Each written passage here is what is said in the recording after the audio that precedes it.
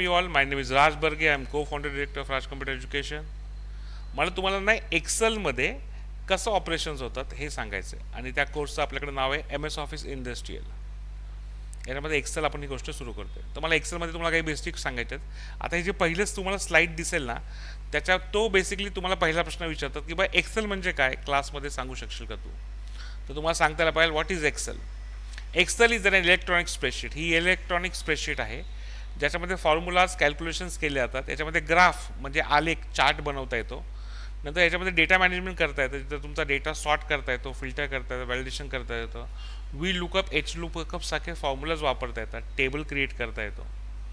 दुसरी महत्त्वाची गोष्ट, एक्सेल याच्यामध्ये सगळे म्हणून 10 लाखाच्या आसपास रोज असतात आणि 16 लाखाच्या आसपास काय असतात, कॉलम्स असतात. म्हणजे हे टॅब्युलर फॉर्ममध्ये असतं. मग मी एकदा उघडून बघतो, मला टॅब्युलर म्हणजे काय सांगायचं आहे. तर मी इथं EXCEL एक्सेल असं टाईप केलं तर माझ्याकडे एक्सेल 2013 असं व्हर्जन आहे. व्हर्जन तर तसा काही खूप फरक पडत नाही, तुम्हाला बेसिक माहीत लागतं. इथल्यानंतर तुम्ही इथं इथं चूज करता न्यू बुक. तुम्ही न्यू बुकला क्लिक केलं की तुम्हाला एक एक्सेल येतं.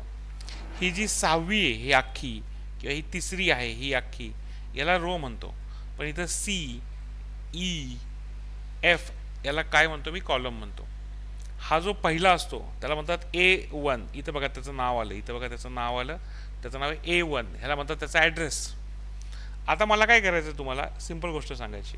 तुम्हाला तुमच्याकडून ह्या गोष्टी करून घ्यायच्यात. मला एवढ्या तुम्हाला जमलं की झालं, एवढंच आपल्याला करायचं आहे, बरोबर आहे.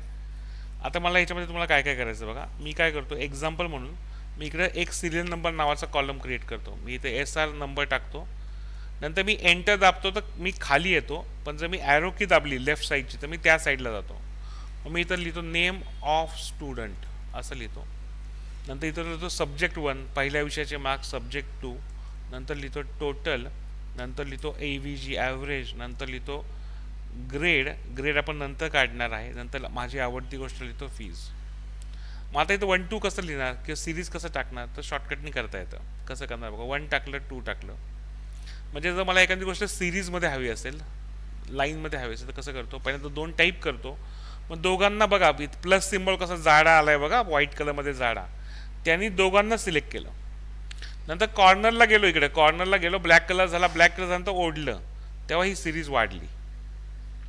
बरं, आता हे आडवं करायचं आहे म्हणून याला क्लिक केलं आणि याला सांगितलं इथं रॅप टेक्स्टमध्ये जा आणि आडवं करा. ते थोडंसं आडवं होतं, बरोबर आहे. नंतर मी इथं नाव लिहिलं, माझं नाव लिहिलं RAJENDRA, Rajendra, NAMDV, Namdev, BRG Barge, enter. त्याच्यानंतर मी इथं क्लिक केल्यानंतर इथं इथं आलो, इथे टाकून दिलं. इथे बरीचशी नावं टाकली, नेहमीसारखी टाकतो, राम, सीता, गीता, ऐश्वर्या, जुही, SRK,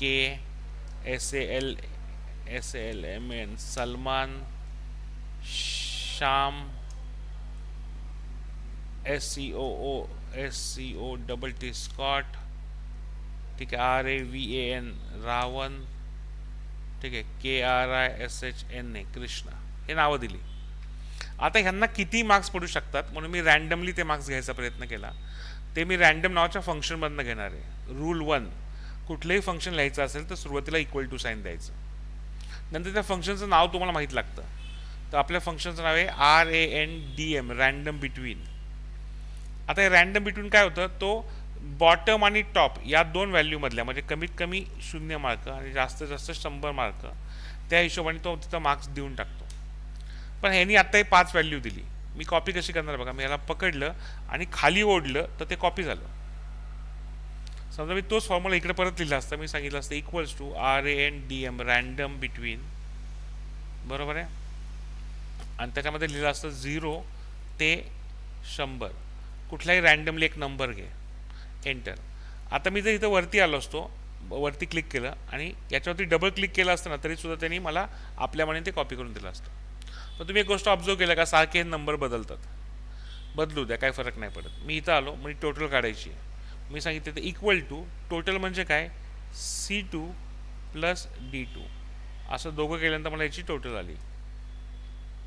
मग मी त्या टोटलला परत पकडलं, ड्रॅग केलं, ते आलं तिथं.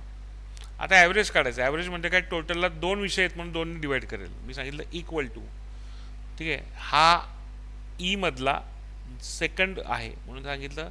इथं क्लिक केलं तरी E2 येतं, लिहिलं तरी चालतं. मी असं E2 असं पण लिहू शकतो, 2 असं लिहू शकतो. डिवाइड बाय 2 केलं. आता हे बघा सारखं चेंज होतं, पण मला असं वाटलं की सारखं चेंज नको व्हायला. बरोबर, मी इथं डबल क्लिक केलं. मला असं वाटलं की सारखं चेंज नको करायला, तर मी ह्याला कॉपी करतो. इथं बघा, इथं आलो, इथं कॉपी केलं, इथं, आणि परत पेस्टमध्ये गेलो आणि सांगितलं फक्त पेस्ट करा व्हॅल्यूज, हे ऑप्शन टाकलं. आता हे फिक्स होतात, ह्या व्हॅल्यू चेंज होत नाही. ठीक आहे. त्याच्यानंतर मला इथं फीज टाकायची. तर हे कोर्सची फीज आहे. तर कोणाची 15.5 रुपये फीज असते आपल्याकडे, कोणाची 5.5 असते, कोणाची 3.5 असते, कोणाची 6.5 असते. मग मी कॉपी करायचं ठरवलं म्हणून मी कॉपी केलं आणि इथं पेस्ट केलं. रफली काहीतरी फिगर्स यावेत म्हणून, तर मी इथं फिगर्स कॉपी पेस्ट केले. आता मला यांची फीची टोटल हवी. कसं करणार, मी इथं कर्सर ठेवला आणि इकडे बघा ऑप्शन आहे. इकडे आल्यानंतर बघा इथं ऑप्शन आहे, इथं तर त्यांना ऑटो सम, त्याला क्लिक केलं आणि त्याने इथं मला सम घेऊन दिला. तर मला सम आली. मला सम मोठं दाखवायचं म्हणून इथं क्लिक केलं. मी याची साईज थोडीशी मोठी केली. बरोबर आहे. नंतर इथं बोल्डमध्ये आलो, नंतर इथं आलो आणि इथं आल्यानंतर मी काय सांगितलं, अप्पर आणि लोअर दोन्हीकडे मी हे सेट केलं. तर वरती एक लाईन, खालती एक लाईन, अशा 2 लाईन आल्या. आता मला हे बोल्ड करायचं आहे. मी थोडीशी याला सिलेक्ट केलं आणि सांगितलं हे सेंटरला घे. नंतर ही सगळी नावं आहेत, त्यांना सगळ्यांना सिलेक्ट केलं कारण की ते हेडिंग आहेत माझ्यासाठी. त्यांना सांगितलं तुम्ही सेंटरला या, आणि नंतर इथं सांगितलं परत एकदा क्लिक करून सांगितलं तुम्ही असं पण सेंटरला या.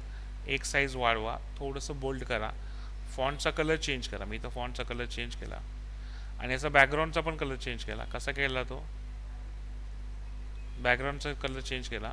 इथं आलो, बॅकग्राऊंडमध्ये साधारण त्याच्यामध्ये डार्क फेंट कुठली बॅकग्राऊंड त्याला सूट होती आहे त्या पद्धतीची मी बॅकग्राऊंड दिली.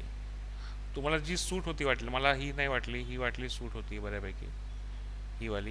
याच्यामध्ये तुम्ही पर्सेंटेज परत कमी जास्त करू शकता. तो मला माझा एक्सपिरियन्स असा आहे की डार्क रंगावरती फेंट रंग चांगला दिसतो. आता बॉर्डर टाकायचं आहे. मी या सगळ्याला सिलेक्ट केलं इकडे आल्यानंतर, बरोबर आहे, आणि इथं आल्यानंतर चूज केलं बॉर्डर. इथं क्लिक केलं, इथं बघा, इथं क्लिक केलं बॉर्डर्स. इथं सांगितलं, इथं बघा, इथं सांगितलं ऑल बॉर्डर्स. इथं आल्यानंतर इथं बघा, हे बघा, इथं आल्यानंतर ऑल बॉर्डर्स क्लिक केलं, ऑल बॉर्डर्स आलं. आता मला ही फाईल सेव्ह करायची आहे. सेव्ह तसंच करायचं, फाईलमध्ये जा, सेव्ह करा. तो तुम्हाला विचारतो कुठं सेव्ह करायचं आहे, तर मी नॉर्मली डाउनलोडमध्ये सेव्ह करतो. तुम्ही तुमच्या माय डॉक्युमेंट किंवा तुमच्या फोल्डरमध्ये सेव्ह करा. मी तर सेव्ह बटन दाबलं. सेव्ह बटन दाबल्यानंतर तुम्हाला एक विंडो दाखवतो आणि तिकडे मी शक्यतो डाउनलोडमध्ये सेव्ह करतो कारण की मला डिलीट करून टाकायचं असतं. तुम्हाला विचारतो तुमच्या बुकचं नाव काय, तर शक्यतो बुक 1 असं नाव नका देऊ, तर थोडं मिनिंगफुल नाव द्या. मी सांगतो इथं लेक्चर 1 असं नाव दिलेलं आहे. ठीक आहे. बॅचचं टायमिंग टाकतो 9:30 बॅच. सेव्ह केलं, ते तसं सेव्ह झालं. बस तुम्हाला एवढंच करायचं आहे आज. Thank you friends. हां, ॲव्हरेजचं काय म्हणले, हां, तर ॲव्हरेज करताना काय केलं, E2 म्हणजे टोटल जो आहे त्याला डिवाइड केलेलं 2नी. हे बघा सोपी गोष्ट आहे. इथं टोटलला गेला, इथं त्याचा फॉर्म्युला दिसतो. इथं ॲव्हरेजला गेलो, इथं त्याचा फॉर्म्युला दिसला. इथं समला गेलो, इथं क्लिक केलं, इथं क्लिक केलं, तिथं आलो, त्याचा इथं बघा, इथं वरती फॉर्म्युला दिसतो. याला ॲड्रेस बार असं म्हणतात. तिथं सगळे फॉर्म्युला दिसतात. बरोबर आहे, फाईन, ठीक आहे. इकडे थांबूया.